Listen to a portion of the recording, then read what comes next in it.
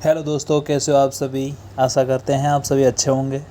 मैं आपका अपना दोस्त भूराराम टेलर इस बार फिर आपके सामने पिछली बार की तरह ही एक बार सेशनल वर्क लेके आया हूँ। इस बार सेशनल वर्क तो है, परंतु इसमें एक नई बात ये है कि इस बार सेशनल वर्क में आपको एक लेसन प्लान बनाना पड़ेगा। तो आज मैं आपके सामने सब्जेक्ट लेके आया हूँ लर्निंग एंड टीचिंग। और इसका आज हमारा जो टॉपिक है वो है गुरुत्वाकर्षण का सिद्धांत। तो इस प्रकार से मैंने आपका इस टॉपिक का पहला जो फ्रंट पेज है वो उससे तैयार किया है। आप देख सकते हो, बड़ा अच्छा लग रहा है। इमोजी भी मैंने बनाया इसमें। इसके बाद में सेकंड पेज पे अपन जाते हैं। लेसन प्लान यहाँ से स्टार्ट होता है। तो ये सब्जेक्ट हैं गुरुत्वाकर्षण का सिद्धांत। ये किस सब्जेक्ट का है? विषय है भौतिक विज्ञान। प्रकरण गुरुत्वाकर्षण का नियम। पहला पॉइंट हो जाएगा पाठ का महत्व। यह प्रकरण विद्यार्थियों को गुरुत्वाकर्षण के नियम से परिचय करवाएगा तथा ब्रह्मांड के मूल बल के बारे में जानकारी देगा। विषय वस्तु विश्लेषण। तो जो गुरुत्वाकर्षण का सिद्धांत जो काम करता है वो हमेशा दो कणों या पिंडों के बीच में ही करता है। ठीक है, तो गुरुत्वाकर्षण सार्वत्रिक बल है, यह दो पिंडों के मध्य लगता है। और दूसरा पॉइंट है गुरुत्वाकर्षण की खोज न्यूटन ने की थी। गुरुत्वाकर्षण की खोज किसने की थी? न्यूटन की। तो इसका फॉर्मूला हो जाता है F बराबर G m1m2/r²। इसके बाद में सामान्य उद्देश्य। विद्यार्थी को गुरुत्वाकर्षण के नियम से परिचित करवाना, उदाहरण द्वारा गुरुत्वाकर्षण को स्पष्ट करना, विद्यार्थियों को सार्वत्रिक बल की समझ विकसित करना, विद्यार्थियों को गुरुत्वाकर्षण बल से संबंधित पिंडों की गति का ज्ञान कराना। आगे है विशिष्ट उद्देश्य। पहला है शिक्षण के उद्देश्य और दूसरा है अपेक्षित या व्यवहारगत परिवर्तन। पहला है इसमें ज्ञान। ए गुरुत्वाकर्षण के नियम व बी अनुप्रयोगों का ज्ञान होना। दूसरा अवबोध। छात्र पिंडों की गुरुत्वाकर्षण के प्रभाव में गति को समझ सकेंगे। ज्ञानोपयोग। छात्र पृथ्वी, चंद्रमा, सूर्य के मध्य गुरुत्वाकर्षण को समझ सकेंगे। चौथा कौशल। छात्र पृथ्वी व चंद्रमा के मध्य घूर्णन का कारण समझ सकेंगे। शिक्षण विधि, प्रदर्शन विधि, व्याख्या विधि, प्रश्नोत्तर विधि, यानी कि इसमें जितनी भी विधियाँ इस्तेमाल की गई वो सारी विधियाँ यहाँ पे आपको लिखनी है शिक्षण विधि में। इसके बाद में शिक्षण सहायक सामग्री, आपने किस चीज़ों की सहायता से ये काम पूरा किया है तो वो लिखनी है। तो यहाँ पे आ गई गेंद और रस्सी। उसके बाद में पूर्व ज्ञान। विद्यार्थी जानते हैं कि पृथ्वी सूर्य का परिक्रमण करती है, यानी कि आप सबको पता है कि सूर्य की परिक्रमा कौन करती है? हमारी पृथ्वी करती है। आगे प्रस्तावना। तो इस प्रकार से प्रस्तावना में देखिए, सीरियल नंबर 1 छात्राध्यापक क्रिया। बालकों यह क्या है? तो नीचे एक चित्र दिखाई दे रहा है, तो आप आराम से देख के बता सकते हो। छात्र बोलता है ये गेंद है। दूसरा प्रश्न हो जाएगा, गेंद के पैंदे से यदि हाथ को हटा ले तो क्या होगा? गेंद नीचे गिर जाएगी। बिल्कुल सही बात है, आपने हाथ में पकड़ के रखी है और जैसे आप वहाँ से पैंदे से हाथ हटाओगे तो क्या होगा? गेंद आपकी नीचे गिर जाएगी। तीसरा, नीचे ही क्यों गिरती है, ऊपर क्यों नहीं जाती? अच्छा प्रश्न है, तो बच्चा आंसर देगा। सभी वस्तुएं नीचे ही गिरती हैं, पृथ्वी सभी वस्तुओं को आकर्षित करती है। इसके बाद में चौथा प्रश्न, पृथ्वी के इस आकर्षण को हम क्या कहते हैं? तो इसका आंसर हो जाएगा गुरुत्वाकर्षण बल।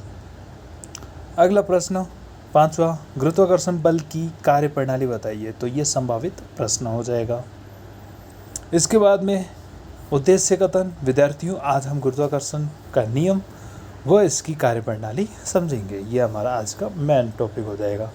इसके बाद में आपको क्या करना? प्रस्तुतिकरण हो जाएगा। प्रस्तुतिकरण में आपको इसके महत्वपूर्ण रूप से 5 आपको कॉलम बनाने। पहला हो जाएगा शिक्षण बिंदु। दूसरा हो जाएगा शिक्षण अधिगम क्रिया विधि, यानी कि किस किस के बीच में ये चलेगा, तो वो छात्राध्यापक क्रिया और छात्र क्रिया, ये 3 हो गए। चौथा है TLM विधि या कौशल जिसका आप इस्तेमाल कर रहे हो। और उसके बाद में श्यामपट्ट यानी कि ब्लैक बोर्ड पर आप क्या बनाओगे, क्या लिखोगे, वो सारा हो जाएगा।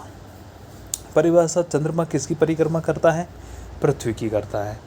ठीक है, यानी कि पृथ्वी का एकमात्र जो उपग्रह है वो है चंद्रमा। ये प्रश्नोत्तर विधि हो गई, ये TLM विधि या कौशल में आ जाएगा। इसके बाद में विकासात्मक प्रश्न, यदि चंद्रमा पृथ्वी की परिक्रमा करता है तो क्या ये दोनों किसी भौतिक माध्यम से जुड़े हैं, जैसे रस्सी इसमें TLM के रूप में उपयोग करते हैं।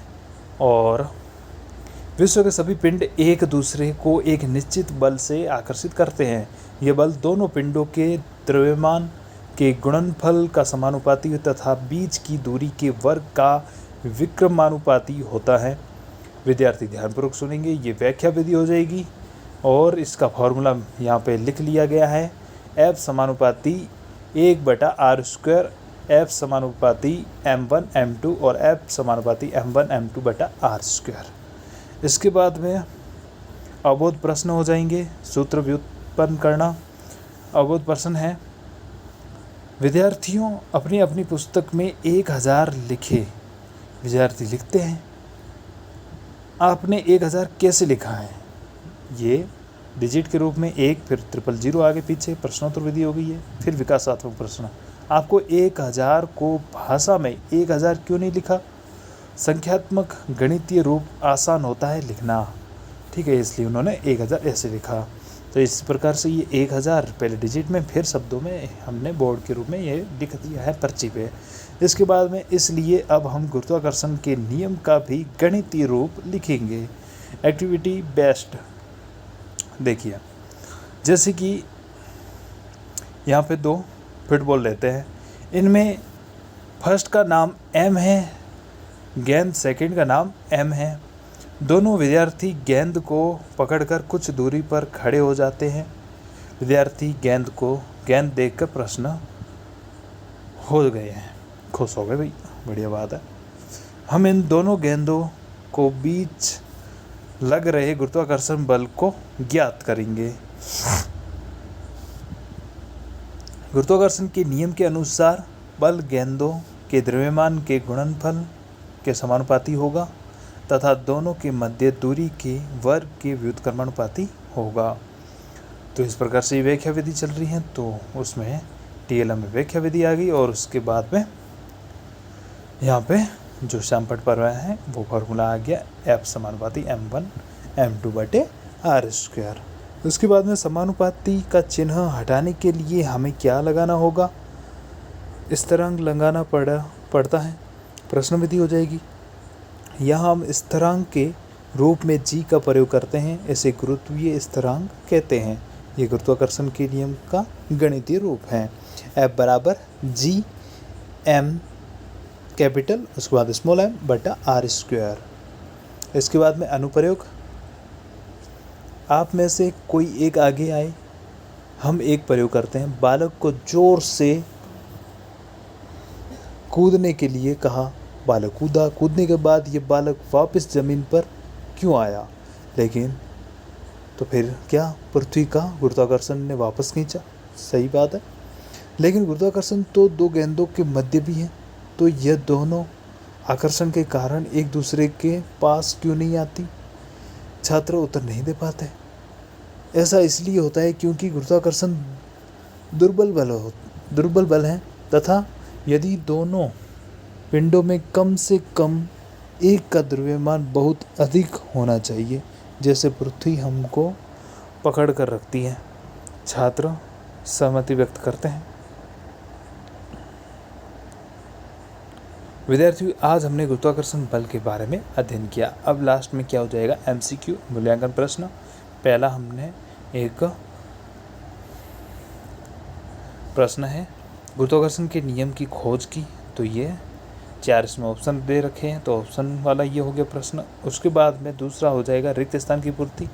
इसमें हमने एक प्रश्न डाल के रखा है, गुरुत्वाकर्षण एक दुर्बल बल है। उसके बाद में अति लघुरात्मक प्रश्न हो जाएंगे और उसके बाद लघुरात्मक प्रश्न और लास्ट में होमवर्क प्रश्न। इस प्रकार से आपका लेसन प्लान यहाँ पे पूरा होता है। आशा करते हैं आप सबको अच्छा लगा होगा। अच्छा लगा है तो हमारे चैनल को लाइक और सब्सक्राइब ज़रूर कीजिएगा।